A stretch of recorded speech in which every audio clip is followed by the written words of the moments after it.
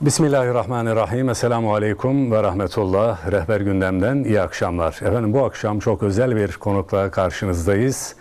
Hüdapar'ın yeni genel başkanı Sayın İshak Sağlam bu akşamki konuğumuz.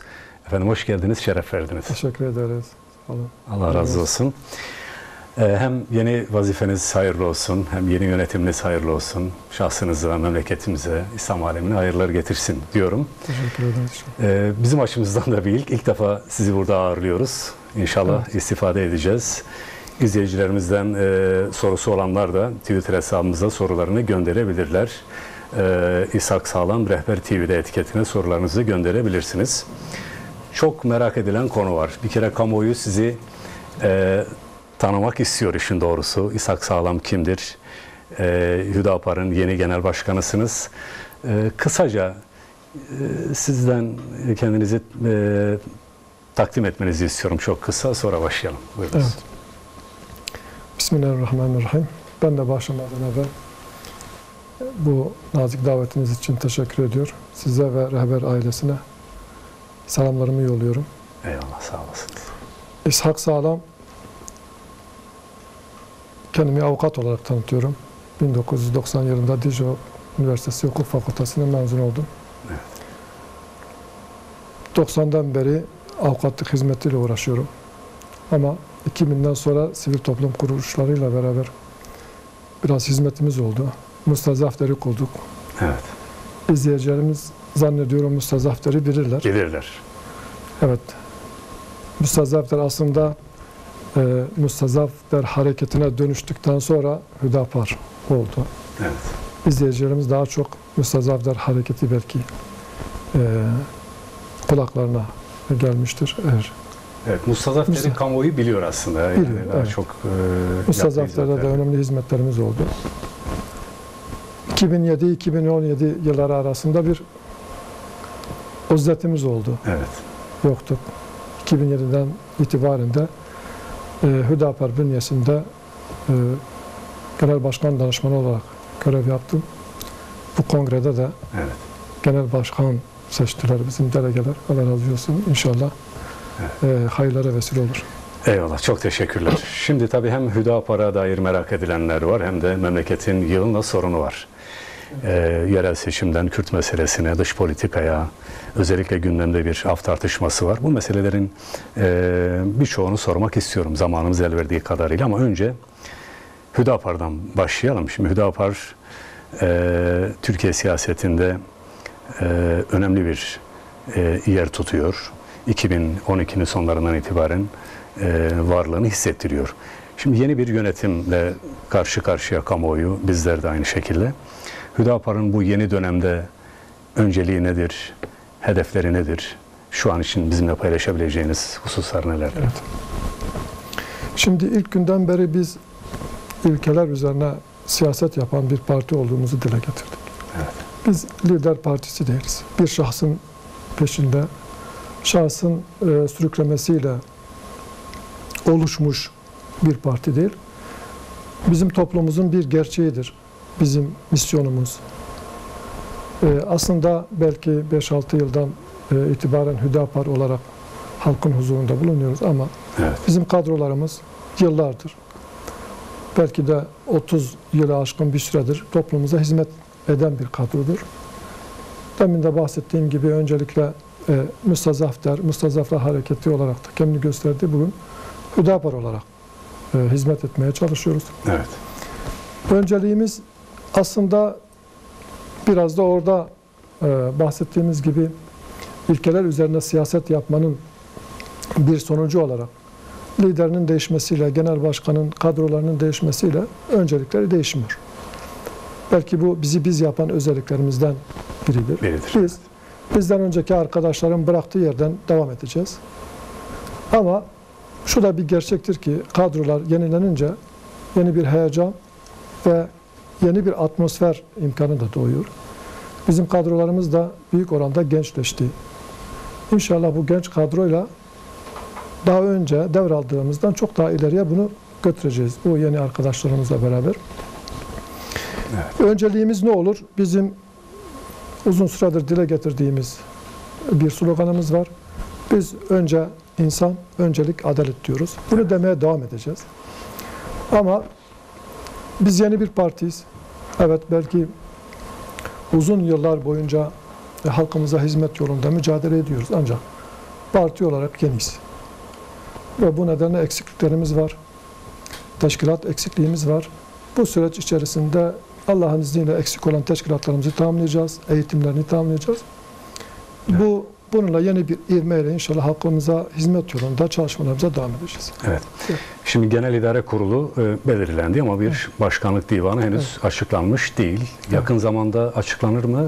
Evet, başkanlık divanımız Allah'ın izniyle bu ayın 27'sinde Genel İdare Kurulu toplayacağız. Orada arkadaşlara görevlerini tevdi edeceğiz, ilan edeceğiz. O 27'sinden sonra inşallah yeni yönetim, yeni icrayla Evet. Bismillah diyeceğiz tekrar. Peki başkanlık divanında yeni ekleyeceğiniz herhangi bir başkanlık var mı? Yani mevcut daha önce başına gelen sistemin Aslında dışında. şunu diyelim, yani bizim son şeklini vermeden belki Evet. söylemek ifade etmek istemiyorsunuz. istemiyoruz ama şunu da söyleyelim. Rehber TV aracılığıyla biz Evet. kadın ve aileden sorumlu bir başkanlık kuruyoruz. Önceki Evet. kuruldan farklı olarak. İnşallah bu dönemde Genel İdare Kurulu'nda 5 bayan kardeşimiz var. Bunlar da beraber kadın Evet. ve aileden sorumlu bir başkanlıkla inşallah bir yenilik olarak devam edeceğiz. Evet. Rabbim muvaffak eylesin. Şimdi Hüdapar'ın Türkiye siyasetindeki varlığını kamuoyu biliyor. Sadece Türkiye değil ama İslam ümmeti ve tüm dünya ile ilgili Hüdapar'ın söyleyecek sözü var. Bunu daha önceki yani Hüdapar'ın parti programından ve ortaya koyduğu siyasi duruştan biliyoruz bizler. Şimdi Hüdapar'ın siyasi alanda gösterdiği varlık, kuruluşundan bugüne kadar gelinen aşamada durduğu yeri siz nasıl değerlendiriyorsunuz? Az önce eksikler olduğunu, yetersizlikler olduğunu ifade ettiniz ama bir kez daha belki aşmak istersek. Evet. Şimdi olaya nereden bakıldığına bağlıdır. Bize göre başarı istikamet üzerine olmaktır. Hak ve hakikat yolcusu olmaktır. Evet. Hak ve hakikat taraftarı olmaktır. Hakkı savunmaktır. Biz bu açıdan üzerimize düşen görevi yerine getirdiğini düşünüyoruz. Bizce önemli olan da budur.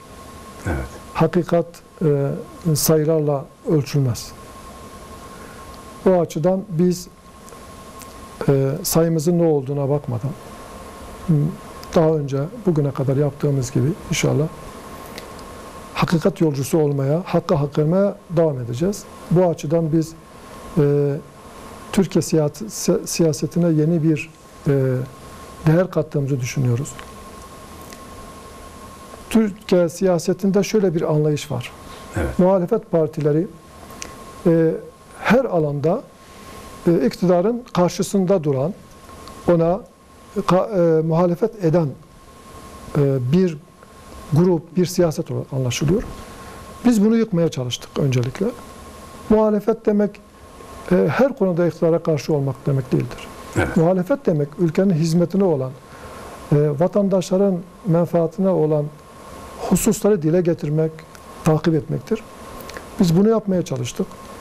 Bu açıdan kimseyle kavga etmeden, kimseyle bozuşmadan, hiçbir partiyi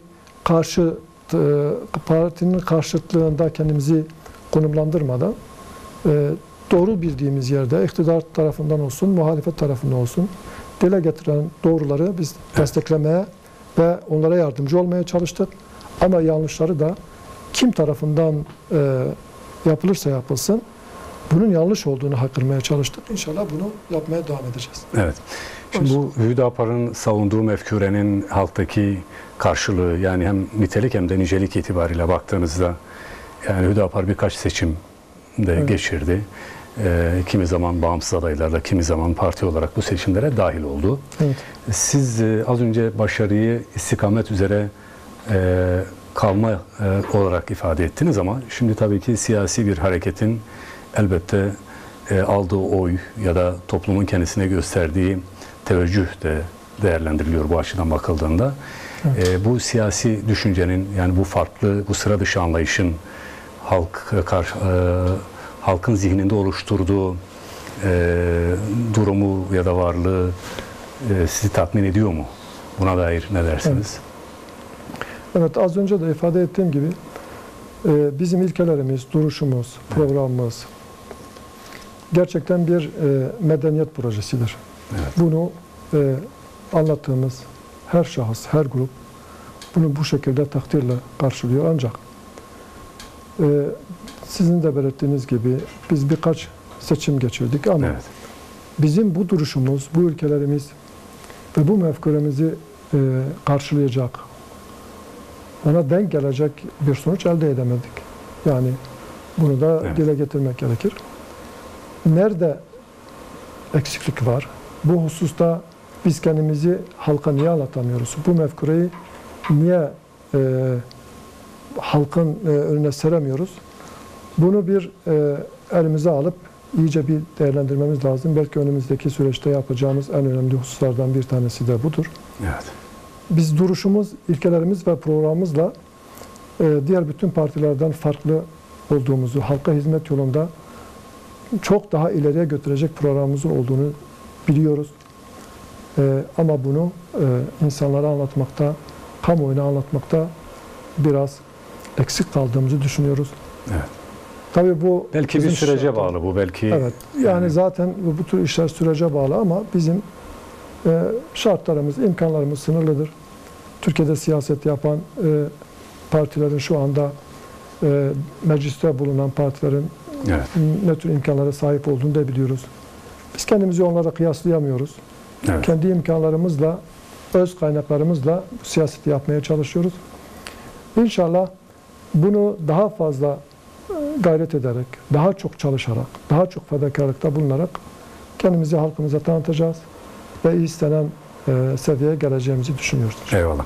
İzninizle bir izleyici sorusuyla devam etmek istiyorum. Az önce ben önceliğiniz, hedefleriniz ne olacak diye sorduğumda siz önce insan, öncelik adalet sloganına atıfta bulundunuz.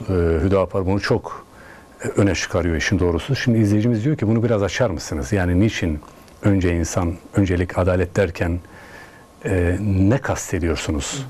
Bir kez daha belki vurgulamak gerekir. Tabii belki bu başlı başına bir programın konusu. Evet. Önce insandan biz neyi kastediyoruz? Önce şunu dile getirelim. Kainat insan için yaratılmış. Eşrefi mahlukattır. Biz her şeyin merkezine insanı koyuyoruz. Evet, devlet de insan içindir. Ülke de insan içindir. Din de insan içindir. Ahlak da insan içindir. İnsanı merkeze alan projeler başarılı olur. İnsanı merkeze almayan projeler sonu hüsranla bitiyor ve bugün belki insanların yaşadığı buhranların büyük bir kısmı budur. Evet. O nedenle biz her şeyin merkezinde insan olması gerektiğini düşünüyoruz. Belki önümüzdeki zaman diliminde bu konuyu biraz daha aşma imkanımız Evet. olur. Merkezinde insan olan çalışmalarda insanın güvenliği, insanın huzuru, refahı için adımlar atılır ve daha sonraki süreçte insanın huzurunu bozacak, düzenini bozacak hususların meydana gelmemesi için önceden bir ön alma söz konusu olur. Ama merkezinde insan değil, başka amaçlar, başka sahiplerle adım atıldığı zaman Evet. sonradan insanın zarar göreceği birçok hususlarla karşı karşıya gelme durumu olur. Misalen bir kanun çıkartıyorsunuz falan şehirde Evet. şu şekilde bir yapının olması. Evet, orada belki rant var, inşaat sektörü insanlara iş imkanı veriyor, ticaret Evet. canlanıyor. Bir cephesiyle baktığımızda güzel bir hizmet olarak gözüküyor. Ama insanın doğasına uygun olmayan bir şehirleşme yaptığınız zaman, yani insanın merkeze alan, insanın temel ihtiyaçlarını merkeze alan bir sistem, bir düşünceyle projeler üretmediğiniz zaman sonunda insana hastalık olarak, insana zarar sıkıntı olarak verebiliyor. dönecektir. Bu nedenle biz önce insan diyoruz ve Evet. her şeyde, her ilişkide, her işleyişte öncelik adalet diyoruz. Eyvallah. Çok teşekkürler. Bu adalet konusunu önümüzdeki dakikalarda konuşacağız. Şimdi girişte ben kısmen ifade ettim. Yani memleketin çok problemi var. Yani bunların bir kısmı belki inançla ilgili, inancın önündeki engellerle ilgili problemler. Bir kısmı belki insanların etnik aidiyetinin yeterince değer görmemesiyle ilgili. Ben kısaca ifade etmek gerekirse sizin açınızdan, memlekette size göre en temel sorun ya da sorunlar nedir? Yani Türkiye için baktığımızda en çok neyi sorun olarak görüyorsunuz? Evet. Yine önce insan, öncelik adalet Evet. diyeceğiz. Yine aynı şeyi tekrar etmekte yarar var. Evet. Bizim temel sorunlarımız işleyişimizde insan merkezli çalışmamamızdır. Evet. İşleyişimizde adaleti temel yapmamamızdır. Diğer sorunlar bunun bir alt versiyonu olarak önümüze çıkmaktadır. Bu nedenle işe başlarken insan merkezli ve adalet göz önüne alarak işe başlanırsa, besmele çekilirse, gerisi belki küçük sorunlar çok büyümeden müdahale etme şansı olur ve çözme şansı olur. Ama bunun yanında maalesef önce insan anlayışıyla hareket edilmediği için sorunlarımız var. Bunları başlıklar halinde dile getirirsek belki en önce şu anda ekonomik sıkıntılar, faiz, Evet. yani geçim sıkıntısı diyebiliriz. Türkiye gündeminde şu anda en çok konuşulan problemlerden meselelerden birisi. bir tanesidir. Yine yargı sistemi, adalet işleyişi içerisinde yargı sistemi sos veriyor maalesef. Ülkede yargıya güven olmadığı için insanların birbirine güveni de kalmıyor. Yani domino taşı gibi biri ötekini tetikliyor maalesef. Evet. Yargıda çok ciddi sıkıntılar var. Adalet üzerine kurulmayan bir yargı sistemimiz var. Bunun mutlaka sistem değişikliğiyle bir düzeltilmesi lazım. Yine eğitim sistemimizde maalesef bize ait olmayan bir eğitim sistemimiz var. Evet. Bu eğitim sisteminin bize ait olması, bizi tanıyan, bizi bilen Evet. insanların bize özgü bir eğitim sisteminin ortaya çıkarması lazım. Ve eğitimde yine fırsat eşitsizliği var. Bu fırsat eşitliğinin de mutlaka sağlanması gerekiyor. Bunun yanında ülkemizde canımızı yakan temel sorunlardan bir tanesi de maalesef bizim Kürt meselesidir. Evet. Kürt meselesi deyince belki ülkemizin 1/3, 4/1'ini ilgilendiren bir husustur. Ve ciddi olarak uzun yıllardır belki Cumhuriyet'in kuruluşundan beri süregelen bir sorundur. Bunun mutlaka ama çok adilane bir şekilde çözülmesi lazım. Evet. Yine anayasa var maalesef. Kurulduğundan, bu yapıldığından beri bu 1982 anayası hep mutlaka değişilmesi lazım diye söyleniyor.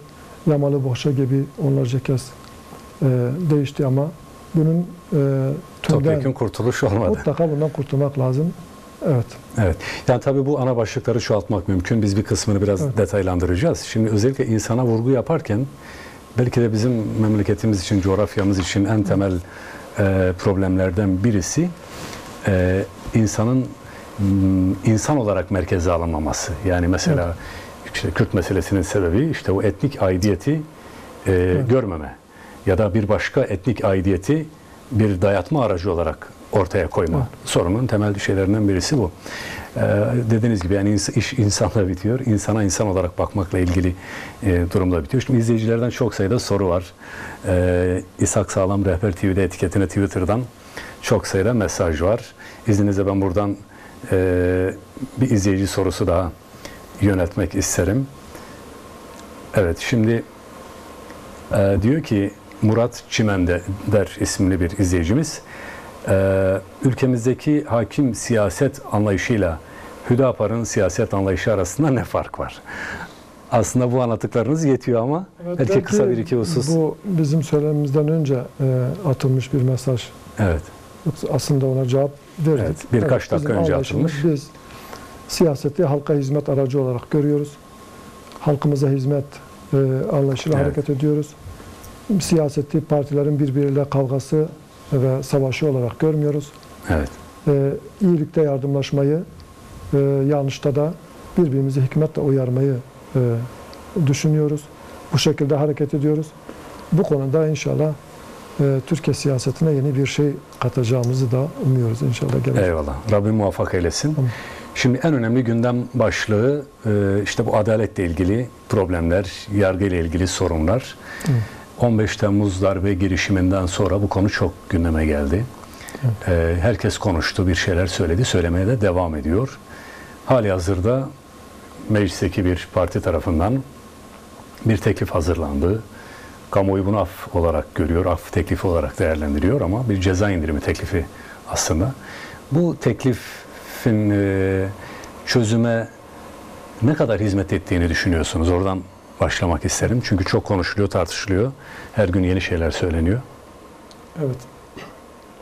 Biz aslında teklifin bu şekilde yasalaşması ülkenin huzuruna olumlu etki yapmaktan ziyade Evet.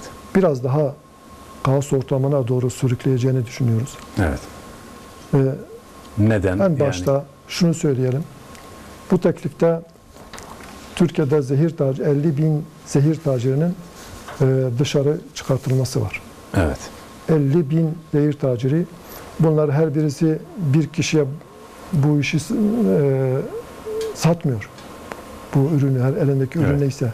Bir kişiye satmıyor. Bunlar her birisini onlarca, belki yüzlerce insanın zehirlediğini düşünürsek. Bunlar alanda olanlar, yani torbacı diye ifade edilenler. Torbacı diye ifade ettiğimiz insanlar şu anda cezaevinde, bu işi yapamıyorlar. Evet. Ama biz bu afla bunları dışarı çıkartıp tekrar bu işi yapmasına vesile olacağız. Evet. Okulların önlerine, parklara, bahçelere, çocuklarımızın gittiği yerlere bunları göndereceğiz ve çocuklarımızı zehirlemesine belki aracı olmuş olacağız. Evet. Ama bunun yanında yıllardan beridir 28 Şubat yargısının, briefingli yargısının mağduru olanlar, yine FETÖ yargısının mağduru olanlar, Evet. ki FETÖ yargısı deyip geçmemek lazım. Bu ülkenin hakim ve savcıların 1/3'ü şu anda bu suçlamayla görevinden ihraç edilmiş. Evet. Ve bu her insanlar yüz binlerce kararlara imza attılar. Evet. Ve şu anda verilmiş yargı kararlarından öğreniyoruz ki bunlar büyük bir kısım dosyalarını siyasi sahiplerle ve kendilerine gelen emir doğrultusunda kararlar vermişler. Evet. Şimdi hukuka uygun olmayan, adaleti sağlamayan ve çok kaotik bir ortamda yapılan yargılama, usule ve esaslara da bağlı kalmadan yapılan yargılama sonucunda mahkum olan insanları içeride tutacaksınız. Evet. Ve bu ülkeyi zehirleyen insanları dışarı saracaksınız. Bunun bir mantığı yok. Bu hizmet etmez, topluma huzur getirmez. Bunun mutlaka düzelmesi lazım. Biz yıllardan beri dile getiriyoruz. Devletin af yetkisi kendisine karşı işlenen suçlarda Evet. olmalıdır. Sayın Cumhurbaşkanı da bunu defaten dile getirdi. Evet, devletin kendisine karşı işlenen suçlarda af yetkisi olmalıdır. Ama vatandaşa karşı, şahıslara karşı işlenen suçlarda devlet hiç mi bir şey yapamaz? Bir hukukçu olarak bunun yolunun açık olduğunu düşünüyorum ben de. Nedir o yol efendim? Şimdi şöyle diyeceğim, devlet belki seyircilerimizin anlayacağı şekilde biraz açarak söyleyelim, Tabii, örnek buyurun. vererek. Bir insan, bir şahıs diğer bir şahsa karşı bir cürümde bulunuyor. Yani yaralama olabilir, işte gasp olabilir. Birinin mağdur, diğerinin de bu işin, suçun faili olan iki şahıs düşünelim.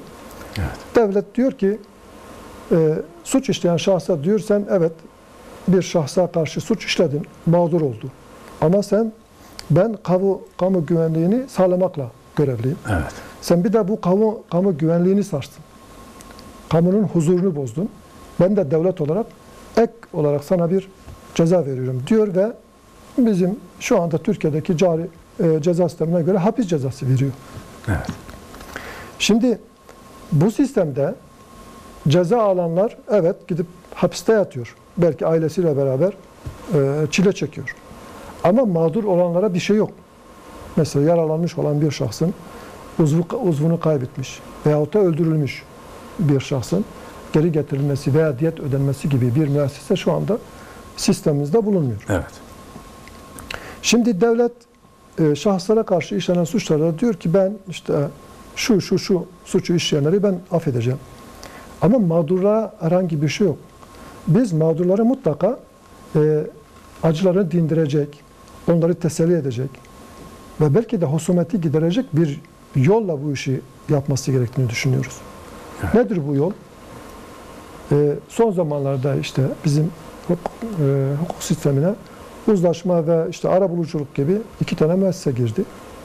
Uzlaşma sistemi şahıslar arasında bazı suçlarda mahkemeye gitmeden kendi aralarında İş anlaşarak, yükünü de hafifletiyor bu tür şeyler. evet, kendi aralarında anlaşarak mahkemeye gitmeden barışıp anlaşmalarını sağlıyor. Biz bu af ile bu sistemi daha aktif hale getirebiliriz. Devlet diyelim ki bu af teklifinin içerisinde biraz daha genişleterek ben şu şahısları affedeceğim ama bir şartım var.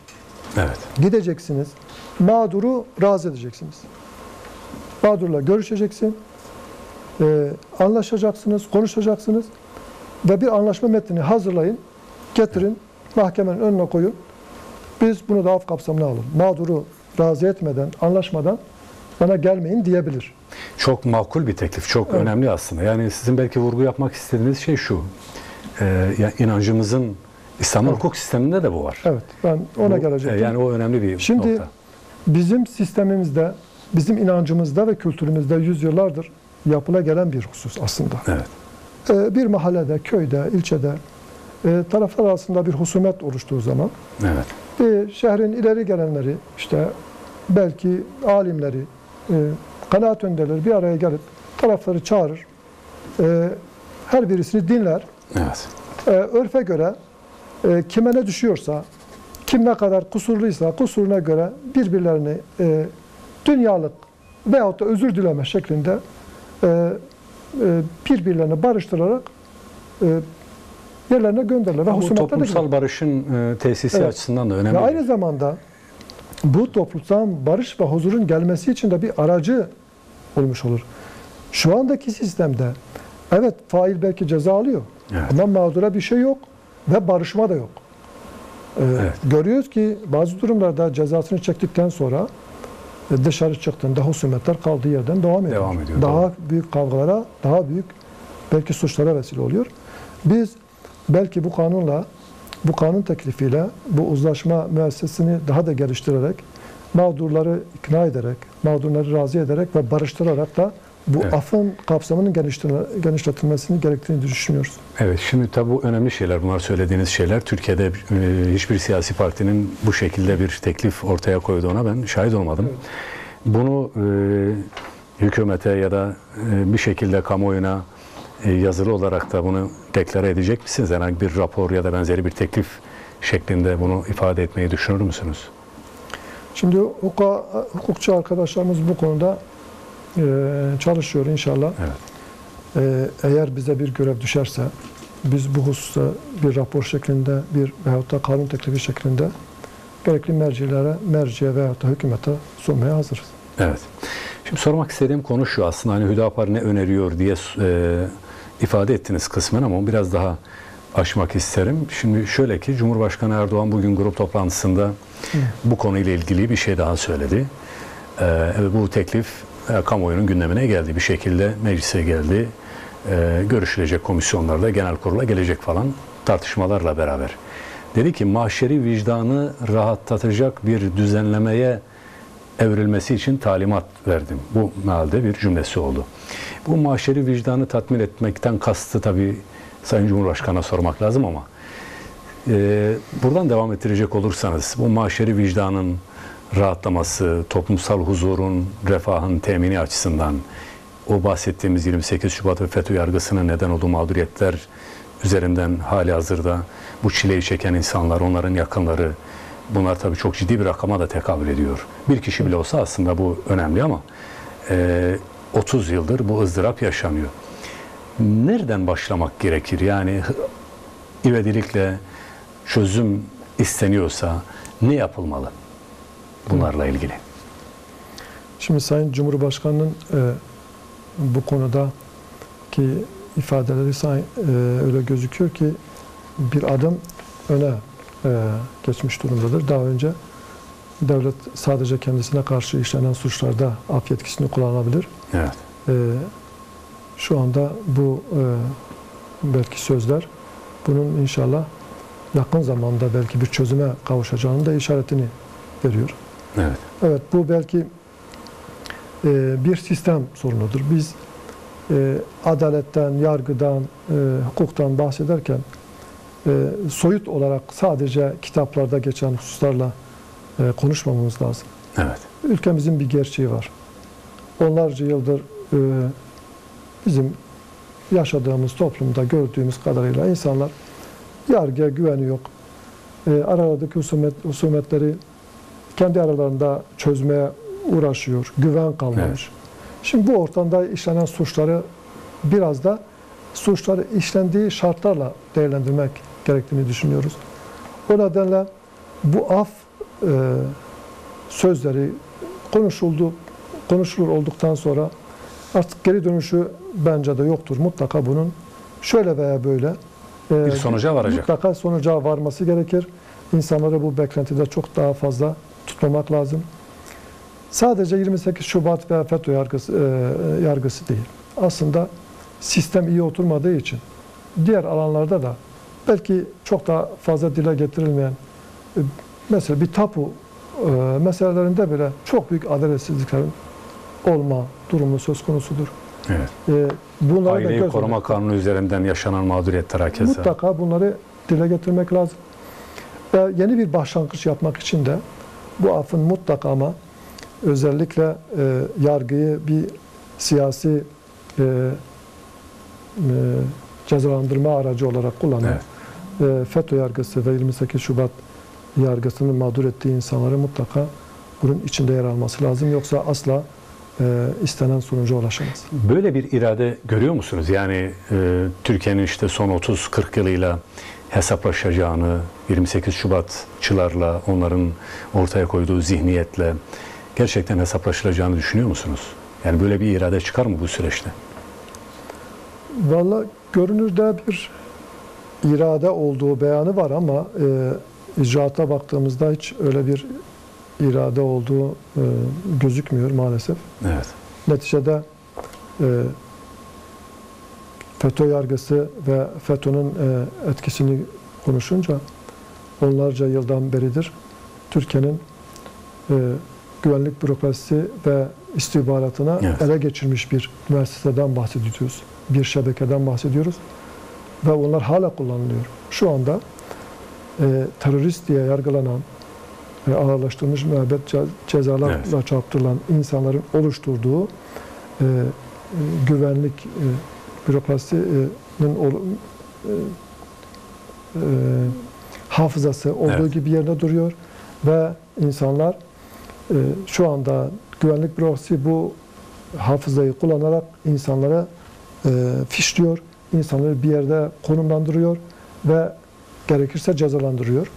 Yani Burada şunu mu ben- anlamamız lazım? Sadece sorun işte 28 Şubat ve FETÖ yargısının neden olduğu sorunlarla sınırlı değil. Halihazırda bu sistemin neden olduğu Evet. mağduriyetler Bu var. FETÖ'nün oluşturduğu sistemin öncelikle değişmesi lazım. Bu hafızanın değişmesi lazım. Evet. Bu hafıza ve sistem değişmeden maalesef tam olarak bunun da hesaplaşılacağı izlenimi bizde oluşmuyor. Evet. Bir şey daha sorayım bu konuyla ilgili. Şimdi son dönemlerde bazı davalar var ki çok kamuoyuna da mal oldu. Yani bir işte Ajan Brunson davası ya da benzeri bazı davalar. İşte ajanlıkla suçlanıp hapis edilen, daha sonra işte Almanya'dan mesela bir isim vardı, Deniz Yücel. Türkiye'den Enis Berberoğlu gibi isimler. Şimdi bu şahısların yargılamaları, ortaya çıkan tablo birçok soru işaretini de beraberinde getiriyor. Şimdi kamuoyu ve bizler gazeteciler, bu memlekette yaşayan insanlar şunu soruyoruz. Diyoruz ki yani bu yargılamalarda kişiye ve konjüktüre göre bir tutum mu ortaya çıkıyor? Yani müebbette yargılanıyor şahıs ama bakıyorsunuz işte birinin müdahalesiyle bir anda masum bir şahsa dönüşüyor. Nedir bunun sebebi? Yani bu sadece ülkeler arası ilişkilerde işte diplomasi ya da bürokrasi, iç bürokrasiyle ifade edilebilecek bir şey midir? Nasıl değerlendirmek yine lazım? aynı noktaya dönüyoruz. Evet. Adalet. Maalesef adaleti öncelemediğimiz için, adalet sistemimizi kurmadığımız için bu işler siyasetin bir oyuncağı haline geliyor. Evet. Bugün terörist ajan olarak adlandırdığımız, basına çarşaf çarşaf fotoğraflarını verdiğimiz insanlar Evet. öbür gün masum olduğu gerekçesiyle salıveriliyor. Bu da dolayısıyla toplumda bir güvensizliğe yol açıyor. Acaba bu ajan mıydı, teröristti, ajandıdan mı bırakıldı, yoksa gerçekten masumdu, masumiyetini ispatlıydı mı çıktı? Tabii hiç kimse bunun gerçek, Net bir cevap net bulamıyor. bir cevabını bulamıyor. Evet. Bunun mutlaka değişmesi lazım. Siyasetin adalet mekanizmasında elini çekmesi lazım. Evet. Peki bu konuya ekleyeceğiniz bir husus yoksa ekonomi başlığına geçmek isterim. Evet. Peki. Daha çok konuşacağız çünkü bu teklif daha epey gündemde kalacağı benziyor. Şimdi tabii bizi izleyen Yusufi mahkumlar var. Belki onlara dair birkaç bir şey söylemek istersiniz. Zira bu son demde bu aileler adına kurulan inisiyatifin çalışmalarını da biz ekranlara taşıyoruz. 28 Şubat ve FETÖ yargısı nedeniyle içeride olan yüzlerce kardeşimiz var. Onlar da sizi izliyorlar. Evet. Onlara yönelik bir mesaj vermek isterseniz o da biz arada söylemiş olalım. Doğrusu 28 Şubat ve FETÖ mağduru deyince gözümde onlarca müvekkilim canlanıyor. Yani siz de yıllarca- aslında bu işin mağdurlarındansınız. Evet, artık kendimizi bahsetmekte Evet. biraz hayal ediyoruz. Yani o Evet. 20 yıldır, 25 yıldır cezaevinde olan insanları konuşurken şimdi 20-25 yıl tabii ceza avukatlığı yaptım. 25-26. yılına giren müvekkillerimiz var şu anda cezaevinde. Hepsine selamlarımızı yolluyoruz. İnşallah Rabbim onlara da o daracık ortamlarından çıkartıp ailesine kavuşturur. Şunu bilmeleri lazım. Bu çekilenler bizim Rabbimizin bize bir imtihanıdır. Evet. Evet, bazen sebepler durur yani. İstediğin kadar insan cehd ve gayret eder, sonuca ulaşamaz. Bizim yaşadığımızda böyle bir şey. Hukuk açısından değerlendirdiğimizde doğrusu artık dilimizde tüy bitti. Evet. Yapılan hukuksuzluklar, usulsüzlükler, o ortamın oluşturduğu şartlarla verilen cezaların ne şekilde verildiği, tanıkları nasıl mahkemeye getirildiği, uyduruk belgelerle nasıl insanların suçlandığını gördükçe tabii bu arada iyi ki ahiret var, iyi ki cehennem var, iyi ki cennet var diyoruz. Biz hukuken ve siyaseten elimizden geleni yapacağız. Bu sadece benim işte 100, 200, 300 müvekkille alakalı bir mesele değil. Bu ülkemizin bir meselesidir. Tabii usulle alakalı meseleler konuşunca Evet. bir şahısla alakalı konuşamazsınız. Evet. Bütün insanlığı, bütün vatandaşları ilgilendirir. Şu anda Türkiye'de hukuk camiasında usuller çiğneniyor. Biz bu usullerin çiğnenmemesi gerektiğini, bir insana uygulanan bir usulün aynı şartlardaki diğer insan için uygulanması gerektiğini bas bas. Evet, çifte standart olmasın. Bu çifte standartın mutlaka bitmesi gerekir. Biteceğine inanıyorum. Ama ne zaman onu göreceğiz. Eyvallah. Çok teşekkürler. Şimdi zamanımız da ilerliyor. İzleyicilerden de çok sayıda mesaj var. Arada bakıyorum sorulabilecek, daha doğrusu konuşmadığımız bir şey varsa onu da sorayım diye. Şimdi ekonomi başlığıyla devam edelim. Aslında bu da çok önemli bir başlık. Ekonomide de son dönemlerde ekonomiyi siyasetten, siyaseti ekonomiden ayıramıyoruz. Evet. Öyle bir iç içe bir giriftlik de var.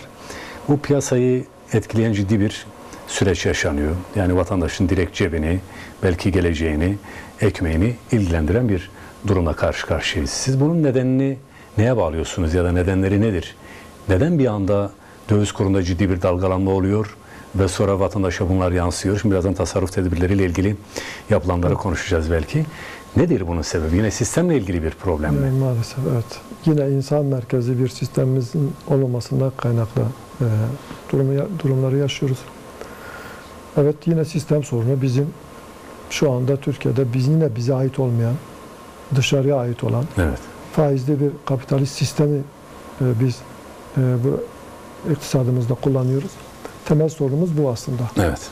Ama bunu hani vasıflandırırsak, şimdi bizim bu dalgalanmaların belki en büyük sebeplerini bir iki maddede dile getirirsek, önce çok yüksek oranda dış borçlarımız var ve bu dış borçların oluşturduğu faizler var. Yine bizim ekonomi sistemimiz üretime dayalı değil, daha çok ithalat ve inşaat sektörüyle Tüketim merkezidir. büyütüyoruz, evet. Şimdi üretime dayalı olmayan sistemlerde böyle dışarıya bağlanıyorsunuz ve dışarıda bir tweetle bütün ekonominiz çökebiliyor. Yine en önemli hususlardan bir tanesi, biz ürettiğimizden daha çok tüketiyoruz. Kazandığımızdan daha çok harcıyoruz. Bunu artık bir gelenek haline Bu getirdik. küresel bir sorun aslında. Yani bir tüketim çılgınlığı var. İnsanlar, yani mevcut ekonomik sistemler de bunu zorluyor, buna Ama teşvik şimdi ediyor. insanların tüketim çılgınlığıyla bunu izah edemezsiniz. Evet. Bir ülke, bir hükümet bütçesini yaptığı zaman Ayağını yorganına göre uzatmak. önünde zaten sayılar var, rakamlar var. Ne kadar kazandığı bellidir. Ben 100 kazanıyorsam 120 harcayacağım dememeli. Evet. 100 kazanıyorsa hesabını, kitabını 100'e göre yapmalıdır. Biz bunu yıllardan beri bir gelenek haline artık ülkemizde Evet. Kazandığımızdan daha fazla harcıyoruz ve bunu faizle ödüyoruz. Ve dışa bağımlılığımız da bu şekilde artıyor. Bugün belki dünyada birkaç ülke dışında bütün ülkeler borçlu. Kime borçlu? İşte Siyonist birkaç tane Evet, para küresel. babasına borçlu. Küresel bir sorun. Evet. Bunu artık belki küresel bazda bunu değerlendirip bundan kurtulmak lazım. Mutlaka bu dışa bağımlı, ithalata dayalı büyümeden vazgeçmek lazım. Evet. Mutlaka üretime dayalı ve ayağımızı yorganımıza göre uzatacak bir sisteme dönmemiz lazım. Biz bunu defalarca dile getirdik. Artık anayasal bir zorunluluk olarak biz denk bütçenin yapılması gerektiğine inanıyoruz. Evet. Hükümetler bütçelerini yaparken bütçe açığı diye bir şey olmamalı. Ne kazanıyorsa ona göre planını, programını yapmalı ve dışarıdan borç almamalı. Diyoruz. Şimdi bu tedbirler bağlamında süreyi de iyi kullanma açısından, şimdi bu dalgalanmalar, daha doğrusu bu ekonomideki bu olumsuz gelişmeler iyice yansıyınca hükümet bazı paketler açıkladı. Yeni bir sistem var biliyorsunuz. O sistem üzerinden de ara ara bazı programlar paylaşılıyor ama vatandaşın anladığı şu: daha çok vergi, daha çok zam, daha çok vatandaşın sırtına yük biniyor. Şimdi Sayın Cumhurbaşkanı kriz yok diyor. Evet. Ama aynı günün bir başka programında biz şu anda yatırımları durdurduk. Devam eden projeleri bitiriyoruz ama yeni projeleri başlatmıyoruz mealinde cümleleri var. Evet. Şimdi bu tasarruf tedbirleri genel bağlamda değerlendirildiğinde dolar üzerinden de sorumu tamamlayayım. Evet.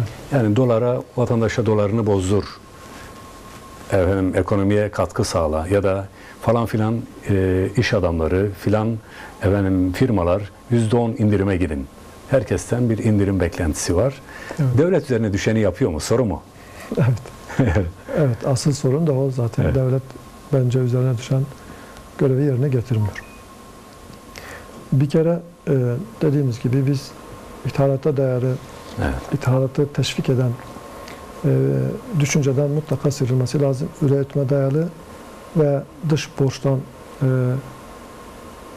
kaçan bir anlayışın hakim olması lazım. Evet. Şimdi tasarruf tedbirleri derken sanki bizde artık tahammül haline gelmiş. Düşüncelerimizde şu var ama işte asgari ücretliden, işte memurdan, işçiden, sabit gelirliden işte biraz daha fazla vergi veyahut da dolaylı vergilerle biraz daha fazla verip daha az evine, mutfağına bir şeyler getirecek diye anlıyoruz. Bu yanlış bir düşüncedir bizce. Eğer tasarruf tedbirleri varsa devlet önce kendisinden başlamalıdır. Tasarrufunu kendisinden başlamalıdır. Biz tasarruf tedbirleri diye engelli aylığından işte bakıma muhtaç olanların, yaşlıların aylıklarının kesilmesi şeklinde veya Evet. hastanede bakıma muhtaç insanların araç edevatlarının ödenmesinin kesilmesi şeklinde Ya anlarsak da temel tüketime bu işte zam, insan işte merkezli doğalgaza, şuna buna. düşünmemenin bir sonucudur. Evet, doğalgazdır, sudur, Elektrik. belki elektriktir. Bunlara yapılan zamlarla tasarruf olmaz. Tasarruf devletten başlamalıdır. Somutlaştıracak olursak mesela şimdi devletin içerisinde yüzlerce kalem var. Evet. Yani en üst kademeye kadar onlarca kurum, kuruluş, başkanlık var. Ve Evet. bunların tabii kendi içerisinde çok ciddi harcamaları var. Zaman zaman bir kısmı basına yansıyor. Yani israf derecesinde harcamalar var. Mesela bir mülki amir kendi aracına bilmem ne kadar masraf yapıp efendim orayı bir şekilde dizayn ediyor. Ya da makam odasına şu kadar masraf yapıyor. Bunlar işin belki çok az bir kısmı ama somutlaştıracak olursak tasarrufa gitmelidir. Devlet bu yükün altına girmelidir derken biraz daha somut olarak ifade edecek olursak. Başka bir şey daha söyleyeyim. Yine bu tür kriz dönemlerinde Evet. insanların ceplerindekilerin yarısı giderken, insanlar belki açlıkla pençeleşirken bankalar çok yüksek oranda karlarını artırırlar. Bu dönemlerde maalesef belki evine ekmek götürmekte zorlanan insanların biraz daha aşına aş katma düşünmesi gerekirken Evet. onların boğazından kesip işte banka sahipleri daha çok faizle para kazanan kesimlerin, paradan para kazanan kesimlerin batmasını önlemeye yönelik tedbirler alınmaktadır. Evet. Bu yanlış bir düşüncedir. Önce insan merkezli düşüneceksek, önce insan diyeceksek, önce insanların temel ihtiyaçlarını karşılamamız lazım. Hangi ortamda olursa olsun, önce temel ihtiyaçlar karşılanmalı ve bu vatandaşların sırtından para kazanan, malına mal katan bizim zengin insanlarımız da daha çok fedakarlık yapması lazım. Evet. Biz dolaylı vergilerle belki işte evine yarım kilo meyve alacak olan şahsın aldığı filesinden bir şeyler, domatesinden bir tanesini eksiltiyorken bizim milyonlarca dolar, milyarlarca lira para kazanan insanlarımızla biraz daha fazla fedakarlık yapması gerektiğini düşünüyoruz. Bu yine kendilerinin lehinedir. Çünkü büyük şirketlerimizin batması aynı zamanda kendileriyle beraber birçok İnsanın mağdur olmasına sebep olur. Bir denetim bir gemiden bahsediyoruz. Hep gerekir. bir gemidir, evet. Bir ülkeyi bir gemi gibi düşünebiliriz. Bu tür sıkıntılı ortamlarda herkesin mutlaka biraz fedakarlıkta bulunması lazım. Ama fedakarlıklar sadece işte alt gelire sahip insanlardan değil, herkesten eşit oranda, orantılı bir şekilde alınması lazım. Yapılıyor mu? Şu anda bunun emaresi yok. Bakınız. Sizce bu aşılabilir mi? Yani yakın zamanda bu sorun aşılabilir mi? Yani bu dalgalanmalar, yani bunun çünkü işte dış mihrakların bir saldırısı, bir küresel operasyon algısı da hükümet tarafından çok yapılıyor. Evet. Sadece buna bağlamak doğru mudur? Yani sizce? Küresel bağlamda dış mihrakların saldırısı gibi algılamak sonucu değiştirmiyor. Başta da söylediğimiz gibi eğer ekonomimiz bize aitse, biz üreterek büyüyorsak, istihdam alanları oluşturarak büyürsek, dış mihraklar bize bu konuda fazla tesir edemezler. Yani sağlam basıyorsanız biz onlara bağlı yaşadığımız için işte bir tweetle cebimizdeki paranın yarısını belki bir gecede birileri eline atıp çıkartabiliyor, götürebiliyor. Bu dış bağımlılıktan mutlaka kurtulması lazım. Kısa sürede olur mu? Yani kısa vadede pek ümitli değilim. Biraz devam edecek. Evet. Peki izninizle bir ara verelim. Daha konuşacağımız başlıklar var. İzleyicilerden gelen sorular var. Biraz ara veriyoruz. Saat başında buradayız inşallah.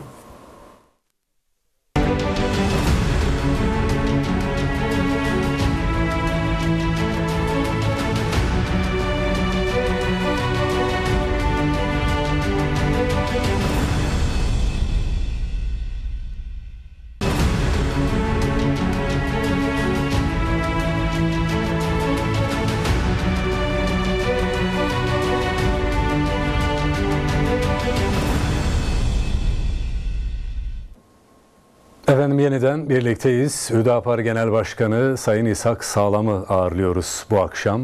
Bir kez daha merhabalar. Evet. Sağ olasınız.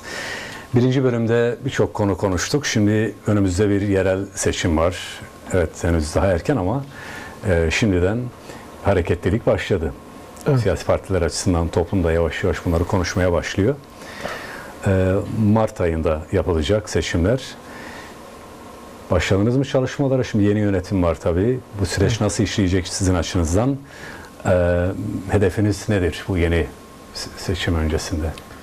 Aslında biz seçimlere bu kongreden önce çalışmalara başlamıştık. Bizim bir müddet yerel seçimlerle ilgili strateji belirleme için alandan arkadaşlarımızla istişare halindeyiz. Bu kongreden sonra tabii yönetim değişince inşallah biz önümüzdeki haftadan itibaren yeni icra organımızın başkanlık divanının oluşmasından sonra kaldığımız yerden devam edeceğiz. Yani seçimlere hazırlanıyoruz. Normal seyrinde gidiyor.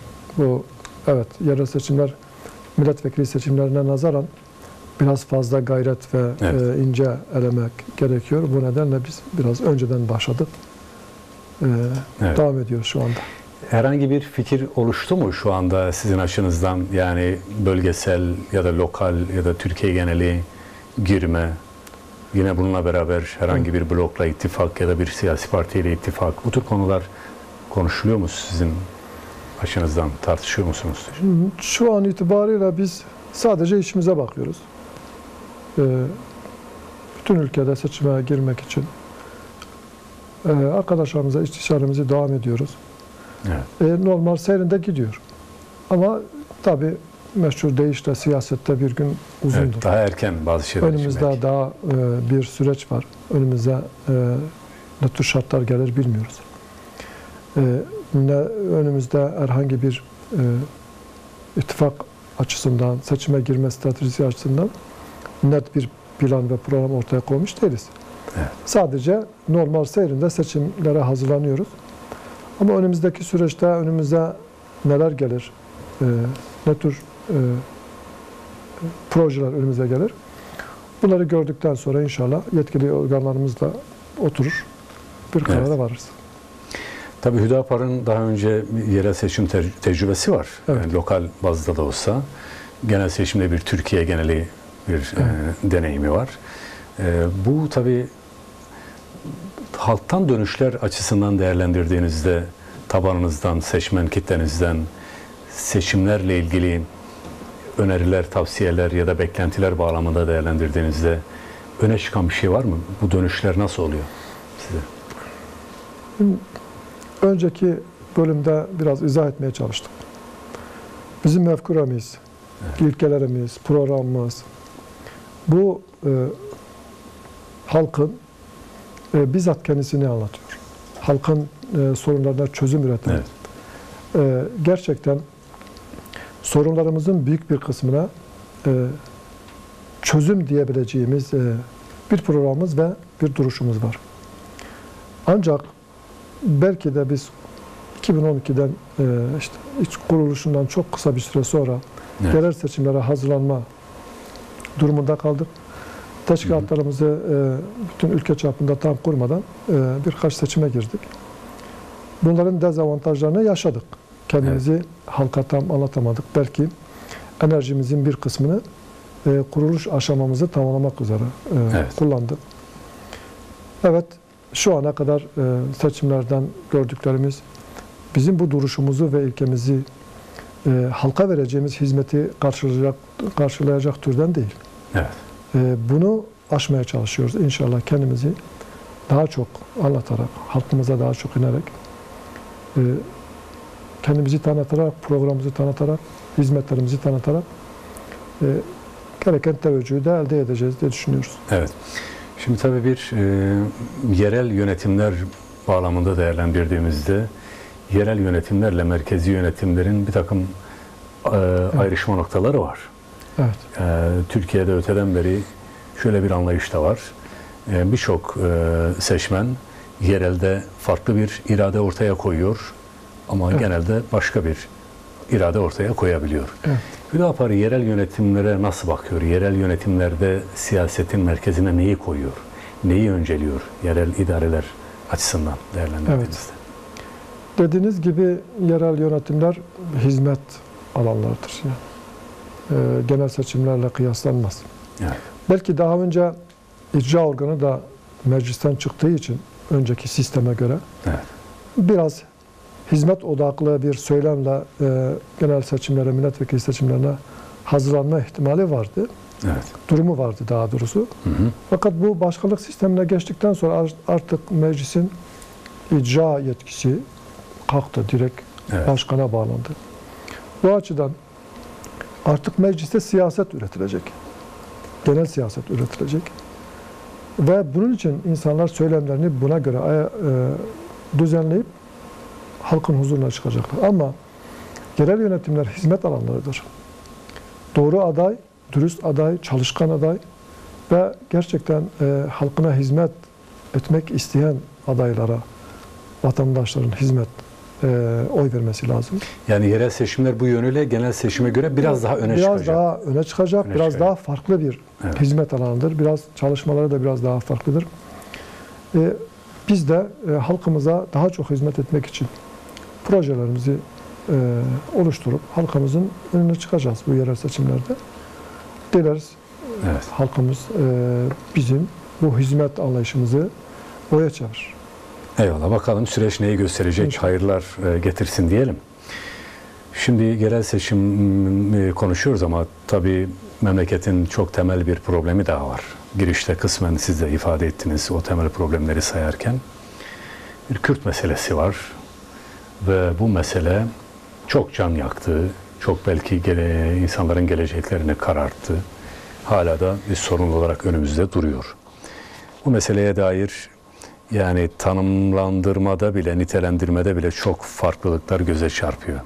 Hüdapar buna Kürt meselesi diyor ama kimileri buna Kürt sorunu diyor, kimileri başka şeyler söylüyor, kimileri düne kadar böyle bir sorun yoktur diyorlardı. Halen de diyenler var. Şunu sormak istiyorum, yani Hüdapar'ın bu meseleye bakışında diğer kesimlerden farkı ne? Yani Kürt meselesine bakarken neye göre bakıyorsunuz? Bakışınızı neye göre şekillendiriyorsunuz? Sizi diğerlerinden ayıran hususlar neler? Evet. Öncelikle biz bu meseleyi bir araç olarak görmüyoruz. Evet. Maalesef yıllardan beri bu sorun üzerine konuşan insanlar bunu araç haline getirdiler. Siyasi bir ranta nasıl çeviririz Evet.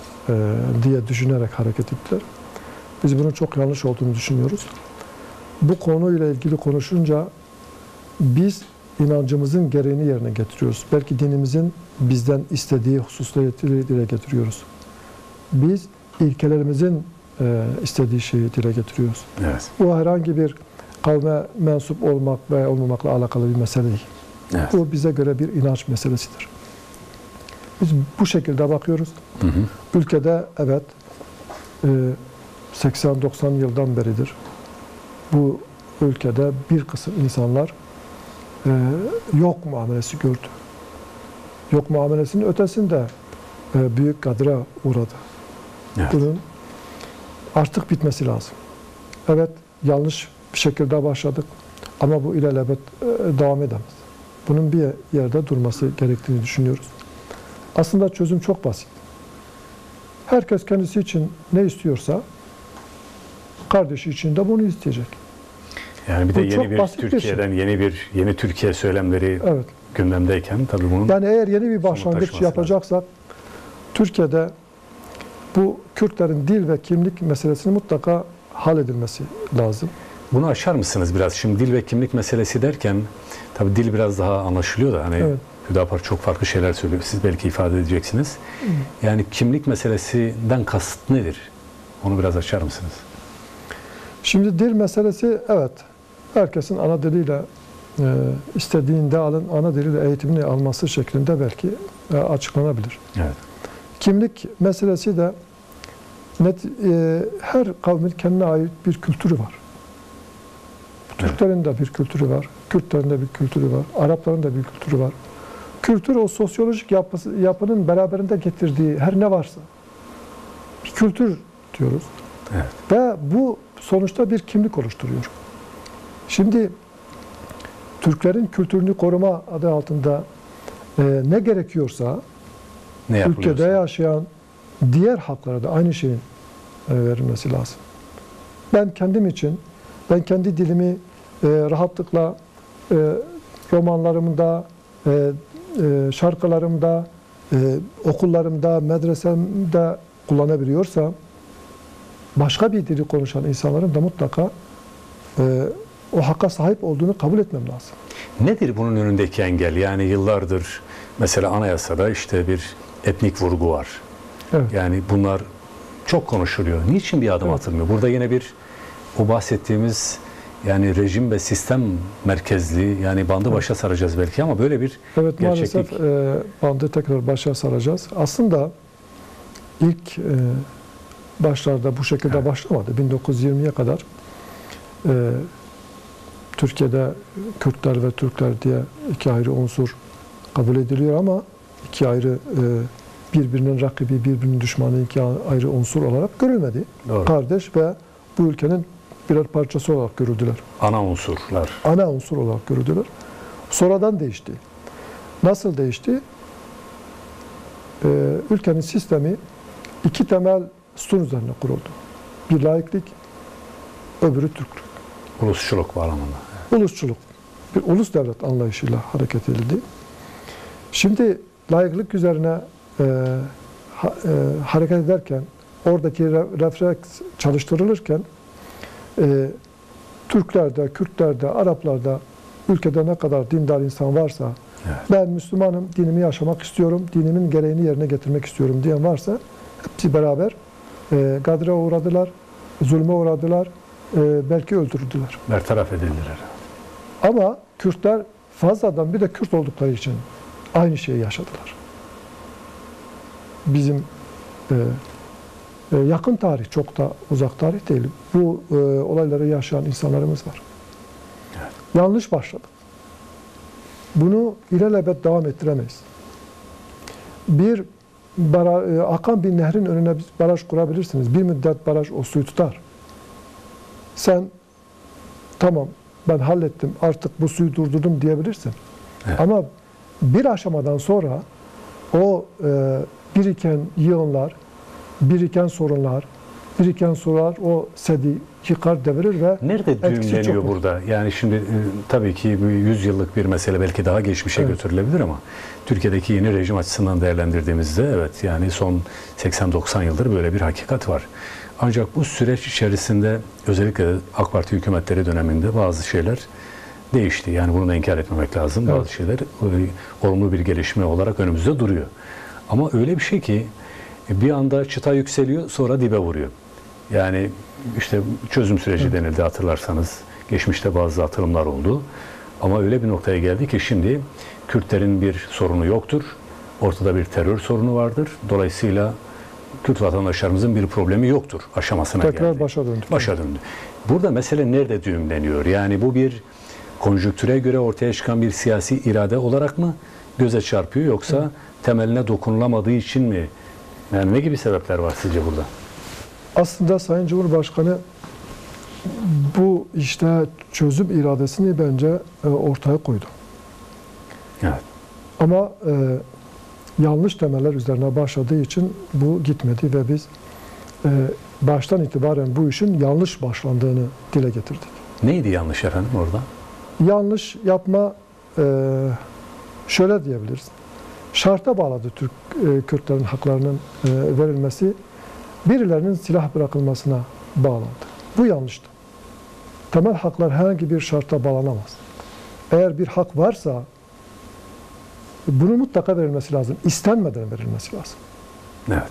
Ve birileri bunu istedikten sonra verilirse ben zorla aldım anlayışı oluşur ve kendine Bu da doğru değil. bir pay çıkartır. Bu doğru değil.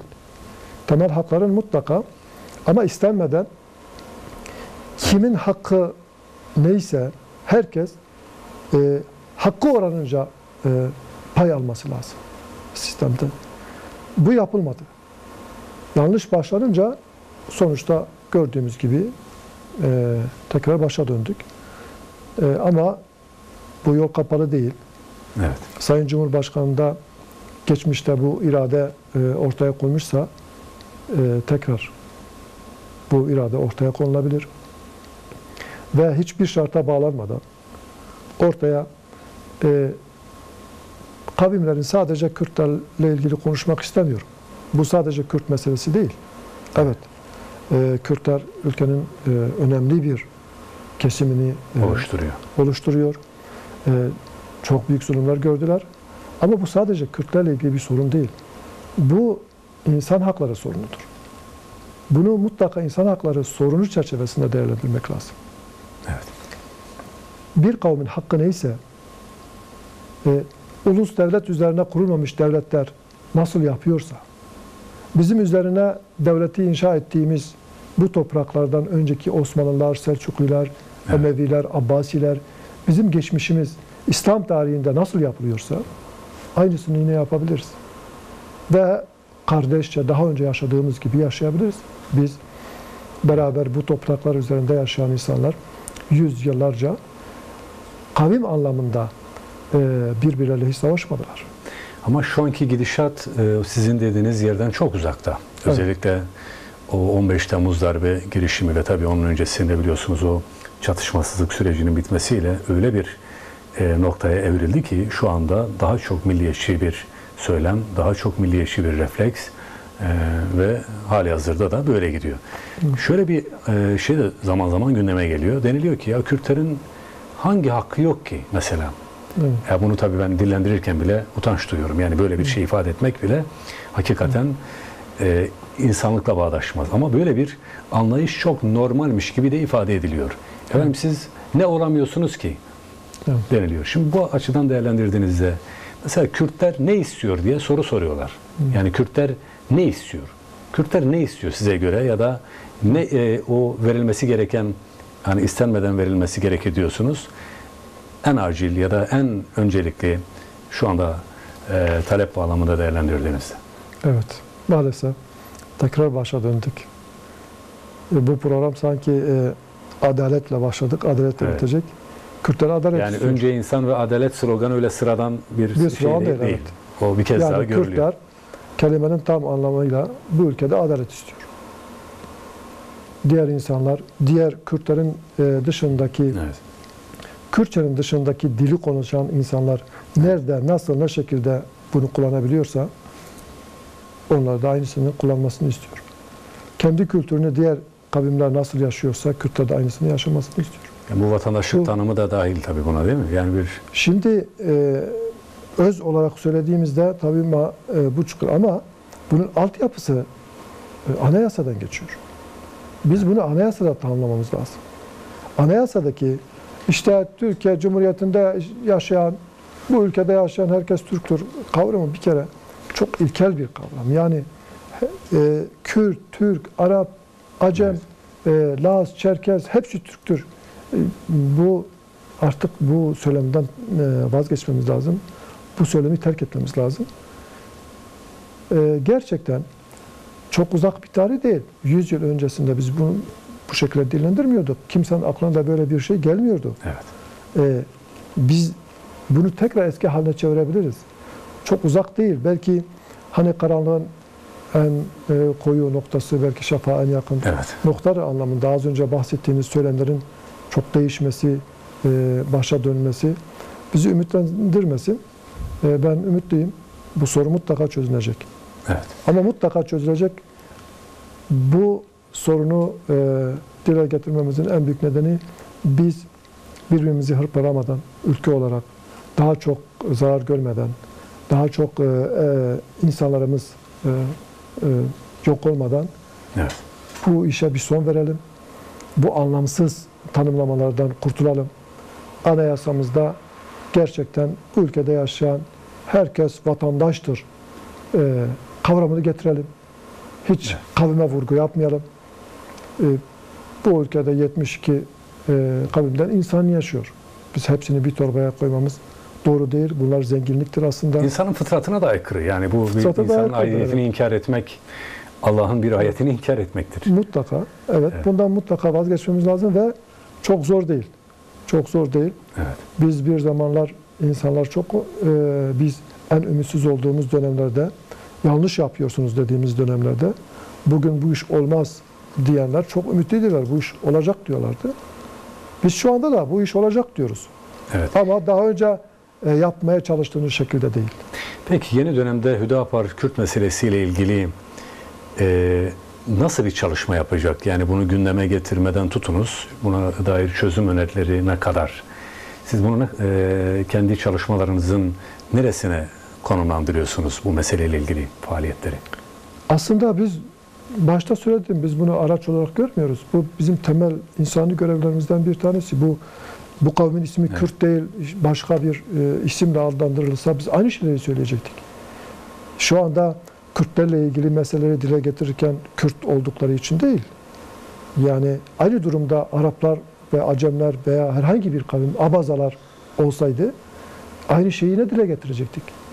Biz bunu bir araç olarak, seçim malzemesi olarak konuşmuyoruz. Temel insan hakları olarak konuşuyoruz. Evet, yani bunu dışarıdaki mesela azınlık pozisyonda olan Türkler ya da Evet. Doğu Türkistan'daki Türkler için Şu anda de Türkiye'nin konuşuluyor. dışındaki Türk kökenli insanlara karşı nasıl bir refleksle hareket ediyorsa, evet. ki kavim refleksiyle hareket ediyor, Evet. biz kavim refleksiyle hareket etmiyoruz.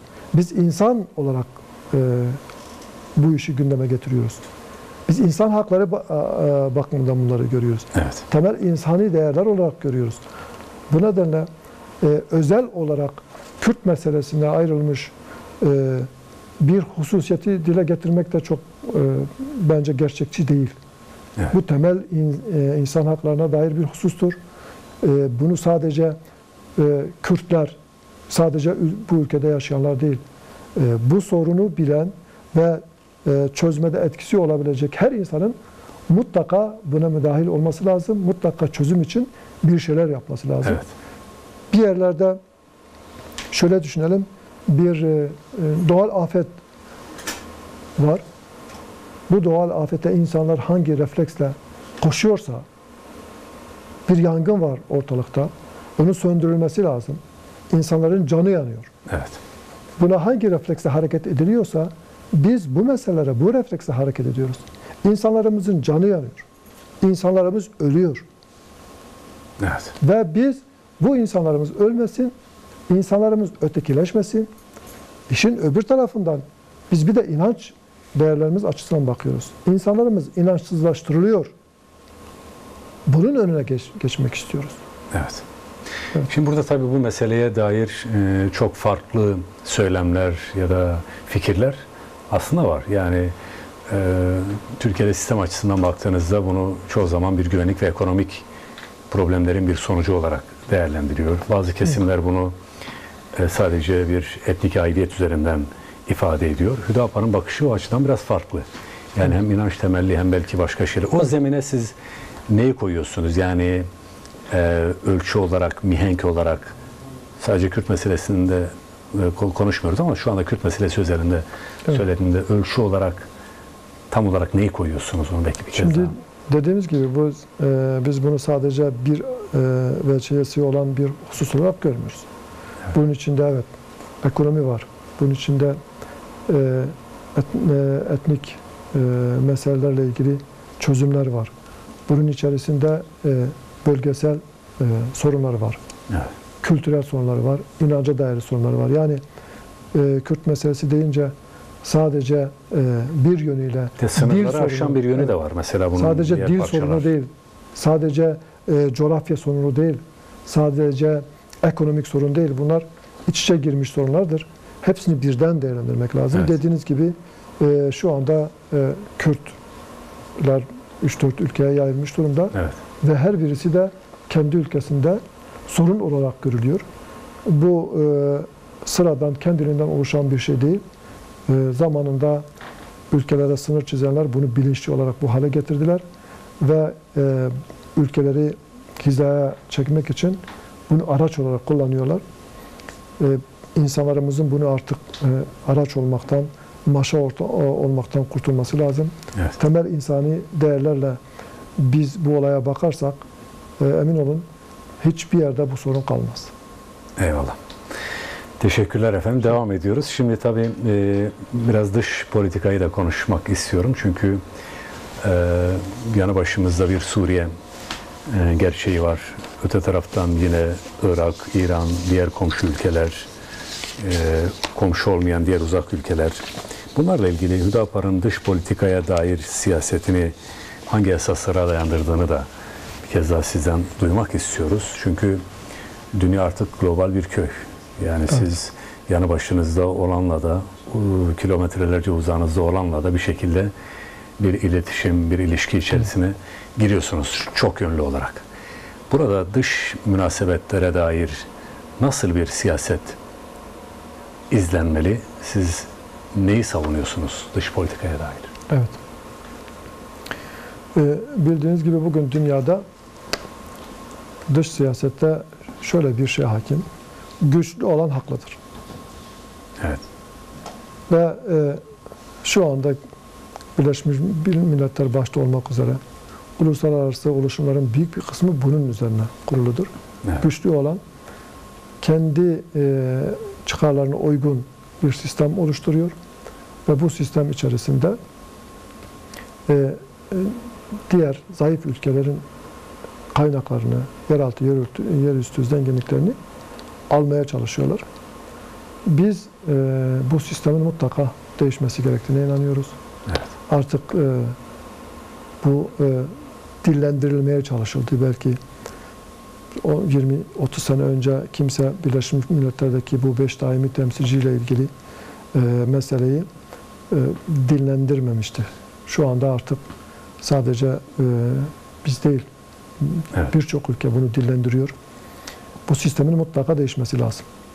Haklının güçlü olduğu, haklının güç kazandığı bir yeni sistemin mutlaka oluşturulması lazım. Kimler yapacak? Elbette bu sistemi kuranlar, bu işten menfaat sağlayanlar bunu değiştirmezler. Yani bu biraz da çok doğal bir şey değil. Evet. Bunu değiştirenler yine İslam ülkeleridir. İslam ülkelerinin mutlaka bir araya gelip bir güç oluşturmaları lazım. Siyasi, ekonomik ve gerekirse askeri birlikler oluşturmaları lazım. Emin olun İslam coğrafyası bir araya gelirse, sadece çıkar odaklı bir araya gelirlerse, yani biz inanç temelli de düşünmezsek, bu coğrafyamız sadece ülkelerin ve halklarının çıkarını gözeterek bir araya gelip ekonomik ve siyasi birlikler oluştururlarsa, on binlerce kilometreden birileri gelip halka bu tonlarca bombayı yağdıramaz. Çünkü muhtaçtır. Allah-u Teala bu coğrafyaya bütün zenginlikleri vermiş. Evet. Şu anda yeraltı zenginlikleri bakımından, belki enerji kaynakları bakımından dünyada İslam coğrafyasının önünde herhangi bir coğrafya yok. Evet. Bir araya gelirlerse ve bunu diğer devletlere karşı bir güç olarak kullanırlarsa siyasi birliklerini, bu zulümlerin hiçbirisi olmaz. Ya bu da herhalde biraz iç problemleri aşmayla olabilecek bir şey. Çünkü şu anda kendi içinde sorun yaşamayan bir tek ülke gösteremezsiniz. Böyle bir gerçeklik de var. Hal böyleyken yani bahsettiğiniz bir sonucun ortaya çıkması belki imkansız gibi görünebilir ama sonuç itibarıyla bir yerden başlamak gerekiyor. Burada tabii bir fedakarlık herhalde, belki bazı şeylerden feragat gösterebilecek bir anlayışın gelişmesi lazım. Şimdi konuştuğumuz zaman herkes hamleyi karşıdakinden bekliyor ya da fedakarlığı, feragatı muhatabından bekliyor. Bu zemini nasıl oluşturacağız? Yani bu sadece İslam ülkelerini siyasi olarak idare edenlerin işi değil herhalde. Evet. Yani bu toplumun önderleri var, siyasi, belki başka türlü halklar bazında halkları yönlendirebilecek unsurları var. Bu unsurların harekete geçirilmesi mümkün olabilecek mi sizce? Evet, tabii bu yine insan merkezli düşünmemiz lazım. Dinimiz bize zulme karşı durmayı emretmektedir. Bu belki Müslümanların en büyük özelliklerinden bir tanesidir. Evet.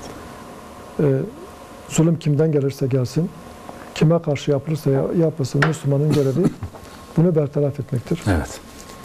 Biz inanç olarak buna sahibiz ama maalesef bunu pratiğe çeviremiyoruz. İslam coğrafyasındaki insanlarımız sadece Kur'an ve sünnete bağlanarak zulme karşı çıkmanın en büyük cihat olduğunu düşünerek bu sahiple hareket edip kendilerini geliştirirlerse kendi yönetimlerini de değiştirecek, kendilerini de toplumlarını değiştirecek ve kendilerine musallat olan emperyalistleri de def edecek güce sahiptirler. Ama maalesef yine bizi içten vurmaya çalışan bu odaklar aramıza nifak tohumları ektiler. Evet. Artık birbirlerimize uğraşmaktan, üzerimizdeki zulümeti def etmek için herhangi bir uğraş veremiyoruz. Bundan kurtulmamız lazım. Mutlaka özümüze dönmemiz lazım. Kur'an ve sünnetin bir Müslümandan istediği her neyse ona dönmemiz lazım. Biz kendimiz inanç değerlerimize sahip çıkarsak yönetimlerimizi değiştireceğiz. Çünkü Rabbimiz bize diyor ki siz kendinizi değiştirmedikçe ben sizin vaziyetinizi değiştirmem. Değiştirme. Biz kendimizi değiştireceğiz. Adil olacağız. Her zaman hakkı haykıracağız. İnsanlara hizmet etmeyi kendimize şiar edineceğiz. Bu çok büyük bir güçtür. İnnemel müminine ihvetin Müslümanlar için çok büyük bir güçtür. Evet. Biz ailede kardeşler derken biz belki kendimizin için istemediğimiz birçok hususu kardeşlerimizi kendimize tercih ederek onlara verebiliyoruz. Evet. Rabbimiz bizi aynı inanca sahip olduğumuz diğer insanlarla kardeş kılmış. Ama biz çok ufak meselelerle onlara icabında savaşabiliyoruz. Bundan bir kere kurtulmamız lazım. Evet. İnancımızı tam olarak gereğini yerine getirip birlik oluşturursak, öncelikle kendi bölgemizde, kendi ülkemizde bu sıkıntıları gideriz ve biz kendi aramızda bir olursak dışarıdan birileri gelip bizim bu kaynaklarımızı götüremezler. Eyvallah. Şimdi tabii o ittifak ve ittihada götürecek vesilelere yapışmak gerekir. Bu açıdan aslında evet yani çok istenilen şeyler belki halihazırda gerçekleşmiyor ama lokal de olsa belki sınırlı da olsa bazı önemli çabalar, çalışmalar da yok değil. Örneğin hafta sonu Diyarbakır'da çok önemli bir buluşma gerçekleşti. İttihadül Ulema'nın öncülüğünde bu üçüncüsüydü. Alimleri bir araya getirdiler ve çok önemli mesajlar verdiler. Evet. Bir toplumun ya da toplumların ihyası iki zümreyle ancak iki zümrenin ıslahıyla belki ihyasıyla mümkün. Ulema bunlardan bir kısmı. Şimdi bu konuda aslında ulemadan ciddi çabalar var. Yani bütün olumsuzluklara rağmen alimler bir araya geldiler, geliyorlar. Belki daha iyisini yapabilirler. Bu çabaları nasıl yorumlarsınız? Buna neler eklenebilir? Bu bahsettiğimiz gibi idareciler için böyle bir mekanizma, evet bir İslam İşbirliği Teşkilatı var ama çok ciddi bir icraat göremiyoruz. Bunları daha ileriye taşıma adına, bunları tetikleme adına neler yapmak gerekir? Oradan devam edelim buyurunuz.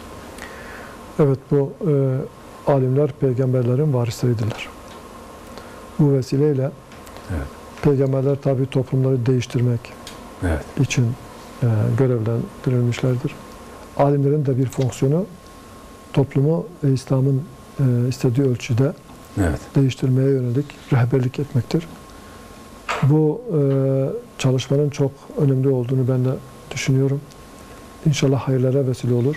İnşallah. Vesile olan her kim varsa öncelikle Rabbim hayırlarını kabul etsin diyorum.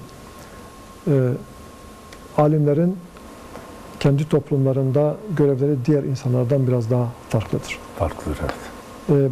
Tarihte bunun örnekleri çoktur. Sıradan vatandaşların, insanlarımızın gördüğü bir münkeratı def etmesi, buna karşı durması belki gücüyle orantılı olarak değişir. Bazen suskun kalması da Bir tepki olabilir. ona bir tepki ve yeterli görülebilir. Ama ulema sınıfı öyle değil. Ulema sınıfı susamaz. Haramın işlendiği, münkeratın işlendiği, zulmün olduğu bir yerde İslam alemi susmamalıdır. Evet. Bu geçmişte özellikle başta mezhep imamlarımız olmak üzere alimlerimizin mevcut rejimlerden neler çektiği bunun en bariz örneğidir. Evet. Onlar susmayı caiz görmediler. Günümüzde alimlerimiz bu fonksiyonu yerine getirirlerse çok kısa sürede toplumumuzda istenen bu değişimi gerçekleşebileceğimize inanıyorum. Bu görevleri çok önemlidir. Zamanımız var mı bilmiyorum. Evet, artık toparlayacağız yavaş yavaş. Bu konuda çok tipik bir örnek verelim. İmam Nevevi, Buyurun. özellikle Şafii ulema, Evet, önemli Şafii mezhebine ulemasındandır. tabi olanlar bunu iyi bilirler. Önemli Şafii mezhep alimlerden bir tanesi. Onun döneminde yaşanmış olay var. Mısır'da biliyorsunuz Memlükler bir dönem hükmetti. Baybars, Zahir Baybars döneminde savaşlardan dolayı biliyorsunuz yine Baybars hem Haçlılara hem de Moğollara karşı savaş vermiş bir komutan. Savaşlardan dolayı ağır bir vergi koymak istiyor. Evet. O zaman vatandaşlara. Tabi vatandaşlar bu vergiyi kaldıramıyorlar ve tabi olması gerektiği gibi ulemanın kapısına gidiyorlar. Varıyorlar, evet. Ve onlardan bir tanesi İmam Nevevi bir mektup yazıyor. Zahir Baybars'a. Ona bu yükün çok ağır olduğunu ve vatandaşın bunu vermek zorunda olmadığını dile getiren bir mektup yazıyor. Evet. Tabi zamanın bir komutanı, devlet başkanı, devlet başkanı ve bu biraz dokunuyor. Çok sert bir mektupla onu uyarıyor İmam Nevevi.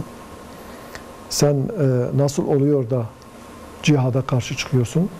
Ben bu vergileri cihat vesilesiyle Yapıyorum. vatandaşlardan alıyorum, tebaadan alıyorum diyor. İmam Nevevi buna cevap veriyor. Çok ilginçtir o sert mektuba karşı İmam Nevevi öncelikle ona şunu hatırlatıyor. Diyor ki Allah-u Teala bize böyle bir görev vermiş. Beni İsrail gibi olmamamız lazım. Beni İsrail uleması işte bu tür durumlarda sustular. Evet. Ve hükmü değiştirdiler. Allah-u Teala da onları cezalandırdı. Kur'an-ı Kerim'de bununla ilgili ayetler var. Bunu hatırlatıyor. Diyor ki biz susamayız. Ben her halükarda sana hakkı söylemek durumundayım. Evet, bu bir cihat için istiyorsun ama cihat bir farz-ı kifayedir. Cihat için bu parayı toplamazdan evvel cihat için topladığın ve şu anda Beytülmal'da bulunan, devlet hazinesinde bulunan mallardan harcaman lazım. Orada bu iş için biriktirdiğin paralar mevcut oldukça ek vergi koyman senin için caiz değildir. Ben buna karşı çıkacağım diye buna cevap veriyor ve tabi Zahir Baybars bundan özür diliyor ve vergileri de kaldırıyor. Yani buradan şunu getirmeye Önemli bir çalışıyoruz. irade tabii ki. Evet, alimler, ulema zulme karşı sessiz kalmamalıdır. İslam coğrafyasının bu hazin halini görüyoruz. Eğer ulemamız buna sessiz kalmasaydı, gerekli tepkiyi verebilseydik, biz emin olun aramızdaki bu ihtilaflardan dolayı birbirimize bu kadar girmezdik. Biz evet emperyalistlerin ülkemize, İslam coğrafyasına baskılarından, yeraltı, yerüstü zenginliklerini almasından yakınıyoruz ama İslam coğrafyasında aynı kıbleye dönen insanlar da birbirini vuruyor. Bu da bunun önüne geçmenin de en güzel yolu ulemanın buna rehberlik etmesidir. Evet. Bu açıdan rehberliğin rol almasını ve öne geçmesi gerektiğini düşünüyorum. Bu vesileyle bu çalıştayı yapanlara, burada emeği geçenlere, herkese teşekkürlerimi sunmak istiyorum. Eyvallah. Artık bitireceğiz. Son olarak izleyicilerimize, tabanınıza, halkımıza bir mesajınız varsa çok kısa Evet. alabiliriz. Evet. Evet, biz yine başta söylediğimiz gibi inşallah önce insan, öncelik adalet demeye devam edeceğiz. Eyvallah. Evet. Ben çok teşekkür ediyorum. Bu yoğun çalışma temposundan zaman ayırdınız. İstifade ettik. İzleyicilerimize biz de dinledik efendim keyifle. Sağ olasınız, var Biz olasınız. de teşekkür ederiz. bu İnşallah davetiniz sık için. sık sizi görmek isteriz. İnşallah. Bu ekranlarda çok teşekkürler, var olasınız. Efendim programı burada kapatıyoruz. Bu akşam Hüdapar Genel Başkanı Sayın İshak Sağlam'ı ağırladık. İç ve dış gündeme dair başlıkları biz yönettik. Kendileri cevapladılar. Hep beraber dinledik. Daha güzel gelişmelerle, daha hayırlı bir gelecekle inşallah önümüzdeki günlerde karşınızda olmayı ümit ediyoruz. Esselamu Aleyküm ve Rahmetullah.